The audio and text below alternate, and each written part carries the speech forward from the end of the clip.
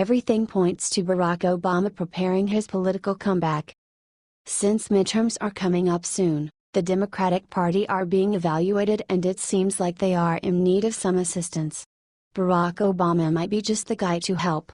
The Hill reports that aides to Obama called it a delicate dance as he will try to balance his good name among liberals so that he is not the first thing they think of when casting their votes.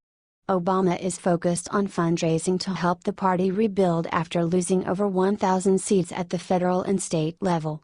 The Hill in July were told that Obama has met with DNC Chairman Tom Perez along with other Democratic superiors to help with the future of the Democratic Party. He'll tread lightly because he is not going to be the face of the party when it actually counts in 2020 and 2024, Julian Zelizer, a professor of history and public affairs at Princeton University said to The Hill. He continued, so the extent to which he would emerge and speak to a wide range of issues would preclude the emergence of someone else. They must find a standard bearer for future elections, and I think he can at least in the short term suck up all the available oxygen. Since leaving the executive branch, Obama has been pretty straightforward at times. The former president gave his public support on National Gun Violence Awareness Day on June 2 by expressing "Let your voice be heard and show your commitment to reducing gun violence." While his signature legislation is being fought on Capitol Hill, Obama let Americans know that he understands repealing and replacing the Affordable Care Act has become a core tenet of the Republican Party. Still, I hope that our senators, many of whom I know well, step back and measure what's really at stake.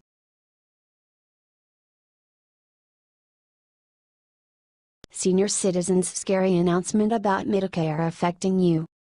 A huge bomb was dropped on Wednesday when a high-ranking congressional auditor testified that federal health officials need to crack down on billing errors by the insurer because they made more than $16 billion in improper payments to private Medicare Advantage health plans last year. James Cosgrove, Director of Healthcare Reviews for the Government Accountability Office, stated while testifying before the House of Ways and Means Oversight Subcommittee that the Medicare Advantage improper payment rate was 10% in 2016, which totals $16.2 billion as reported by Public Integrity.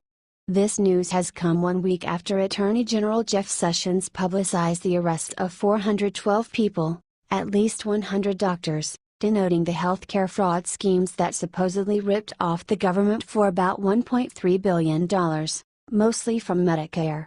Florida Republican Representative Vern Buchanan, chairman of the House Committee on Ways and Means, expressed during Wednesday's hearing when trying to understand how much fraud is in Medicare, "The answer is we simply don't know." He also mentioned that understanding payment errors is important as every dollar reported lost in error serves to undermine the good work of the program and could represent a dollar that should be spent on providing care to beneficiaries. However, different types of errors require different analytics and different solutions. What are your thoughts on that?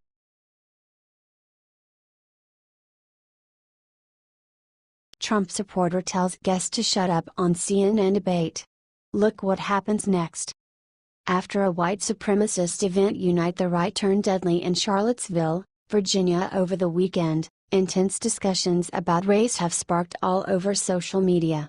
Twitter and Facebook feeds have been filled with comments and discussions of people trying to figure out how the violent events over the weekend transpired, as well as how we can prevent them in the future. Things got a little heated on CNN when host Chris Cuomo welcomed former Virginia Attorney General Ken Cuccinelli and contributor Simone Sanders onto the network to discuss the march and Trump's response. Things did not go as planned from the beginning. Sanders was upset and kept interrupting Cuccinelli because he was insisting that the stature of Robert E. Lee was a justification for bringing these various racist groups together. Finally, when he could not handle it anymore, he retaliated. Simone continues in the fight. Cuomo felt the need to intervene once it was obvious the two were about to engage in.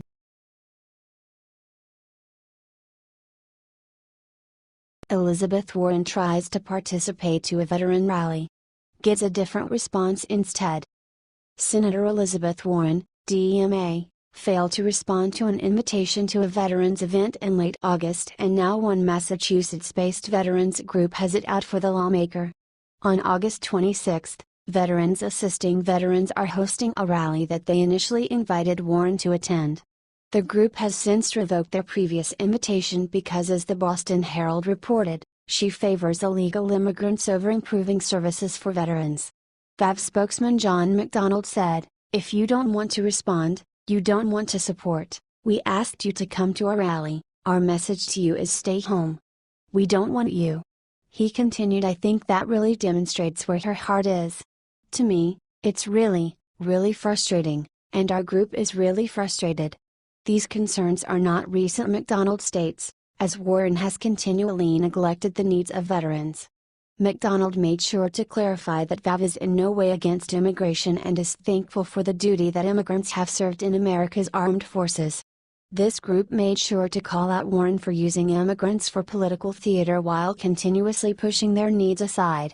Here is a section of the open letter VAV published in February. Warren finally responded to the group's letter 113 days later. The politician's response was not taken well by the public. "The veterans need advocates," McDonald expressed in August in Washington, D.C. "We shouldn't have to fight this hard," he pleaded.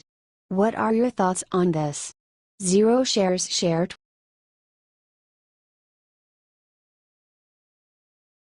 Photo of Trump with white supremacist goes viral. But there is a huge detail nobody noticed. America was in a state of unrest after watching white supremacists violently protest in Charlottesville, Virginia, leaving 3 people dead and dozens injured. It did not take long for the masses to link President Donald Trump to white supremacists. They even berated him more because he didn't use harsh enough language to condemn the white supremacists. This photo of our president eventually went viral. Ralph Sanchez, a Telegraph reporter, posted this caption along with the picture. Here's a photo of @millennial_Matt with Trump and carrying a burning torch in Charlottesville. This isn't complicated. The tweet received over 25,000 tweets, but unfortunately hours later the tweet was deleted because it turns out the photo was actually a fake. President Trump responded with this statement: "Of course, the president was referring to white supremacists, as we found out later when a White House spokesperson clarified this information."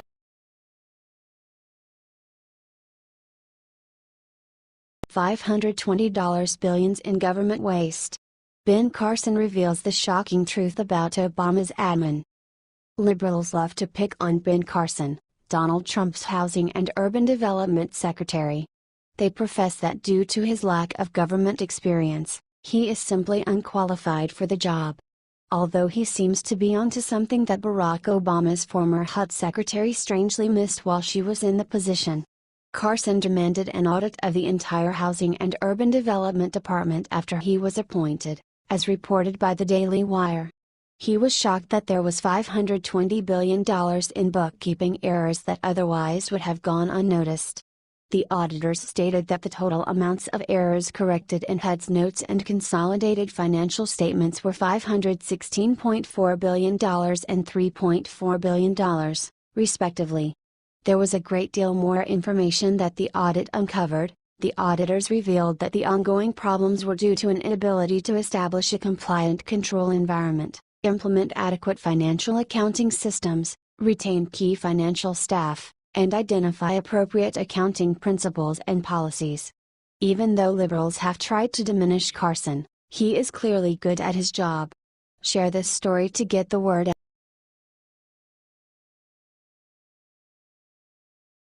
GOP and Dems regroup to Trump over protest comments, get instantly shut down by Mike Huckabee. On Sunday morning, the condemnation of President Donald Trump continued on both political sides. Mike Huckabee, former presidential candidate and Arkansas governor, defended our president. This all started after Trump made comments condemning violence, but he left out 2 important words that could have changed his fate: white supremacists. What he did say actually ignited the flame even more. See if you can guess why everyone was outraged. We condemn in the strongest possible terms this egregious display of hatred, bigotry, and violence on many sides. On many sides. That's right, you guessed it, many sides.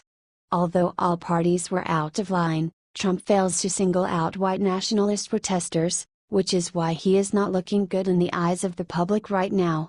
Huckabee wondered if Trump is being unfairly criticized for this whole mess when he appeared on Justice with Judge Jeanine on Fox News, Saturday night. He made mentions that Trump is being held to a double standard, which was reported by Mediaite. Huckabee issued another statement that honored the president for not jumping to conclusions before all of the facts were available to the public. James Alex Fields Jr., a 20-year-old Ohio resident, is the driver of the car that bulldozed counter-protesters on Saturday, which resulted in the death of a 32-year-old woman and injury to at least a dozen more. Fields is being held without bond, 3 counts of malicious wounding, pending charges of 1 count of second-degree murder, and 1 count of hit and run. Like if you are happy he is locked